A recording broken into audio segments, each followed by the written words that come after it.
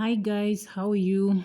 Today we're doing a video titled Why the Lord is Acting Against Ritualist Occultic Mining Outfits. Today is the 14th of July 2026. Please go to my video called The Stones Are No Longer in League with Occultic Miners in Zimbabwe for context. It is no secret that the mining trade in Zimbabwe is closely intertwined with occultic practices and rituals. The Lord is not pleased with these people for the following reasons. Their practices are not spiritually and environmentally sustainable. In the spiritual sense, they are grieving the earth according to Isaiah 24, verse 4 to 6, which says, "The earth is defiled by its inhabitants, for they have transgressed the laws. Therefore, a curse has consumed the earth.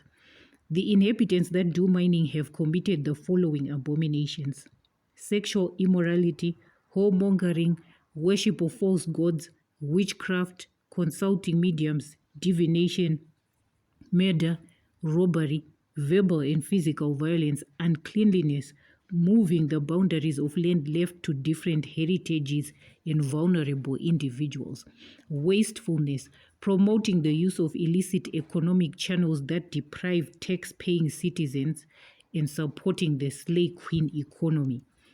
They summon the following entities for various purposes under various aliases. That just means what an entity, a demonic entity in the Bible, for example, can be called Jezebel, but in another religion, it's still the same principality, but it's just being called by a different name. So Jezebel and Asherah in the mining trade play the role of promoting sexual immorality, offering of demonic sacrifices, and the robbing of territories.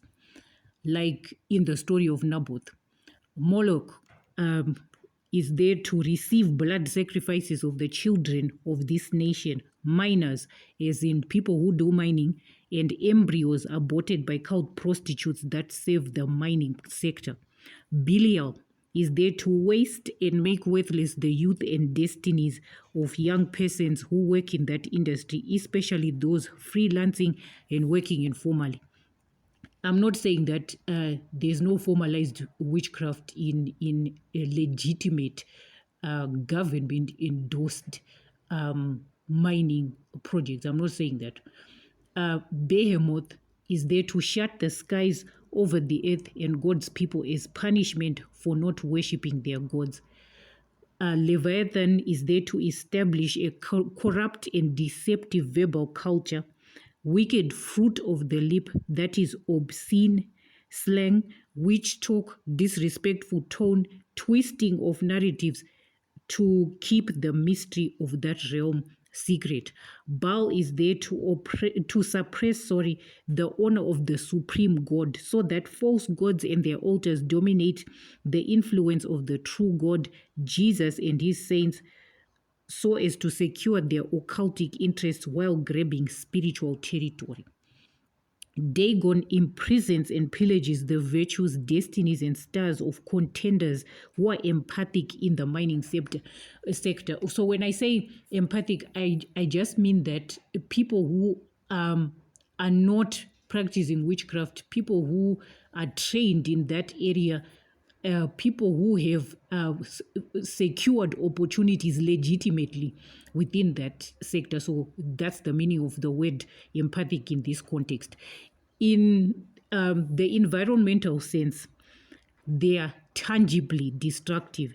They leave gaping holes that endanger surrounding populations. They dispossess communities of their stability and livelihoods. They weaken the earth's structure and affect existing architecture on the earth's surface. They destroy vegetation and various kinds of forest. The combined effect of these spiritual and environmental violations is a direct mockery of the order of God and creation. The earth and creation are grieving. This results in it withholding the blessing and spewing out the people of Zimbabwe, according to Leviticus 20, verse 22, which reads, "Ye shall therefore keep all my statutes and all my judgments and do them, that the land whither I bring you to dwell therein spew you not out. An outcry has gone up against this realm, according to the book of Genesis, chapter 18, verses 20 to 21. Then the Lord said, because the outcry against Sodom and Gomorrah and their sin is very grave, I will go down to see whether they have done altogether according to the outcry that has come to me, and if not, I will know. The Lord has come down as a fair and impartial judge to find evidence for this indictment.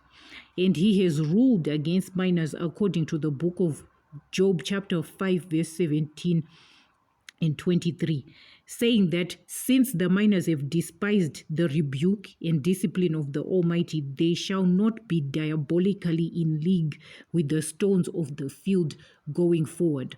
It is time to restore order by covering up the trenches and shafts and growing trees and shrubs. It is also time to reset the earth by disarming the abominations committed by occultic ritualists doing mining through confession of sins, like Nehemiah in Nehemiah chapter 1. For them, their families, in Zimbabwe, we need worship and prayer in this time as we do this, as we intercede for these people. Help us, Holy Spirit. Let the intercessor in us rise by your stirring and leading. And this is something I almost forgot. I also saw that instead of precious metals and stones, the miners in occultism and ritualistic beliefs will encounter water as a sign that the realm of mining is being cleansed. So instead of finding ore and whatever else they are looking for, they are going to encounter water. And it is a sign, as I said, to show that the earth is being cleansed, that God has poured down his judgment, as in the days of Noah. But it's just something that is spiritual. It might not necessarily be a spiritual manifestation. And when I say these things, I'm talking to spiritual people. I'm not talking about somebody walking in the flesh. It's a land of signs and wonders demonically.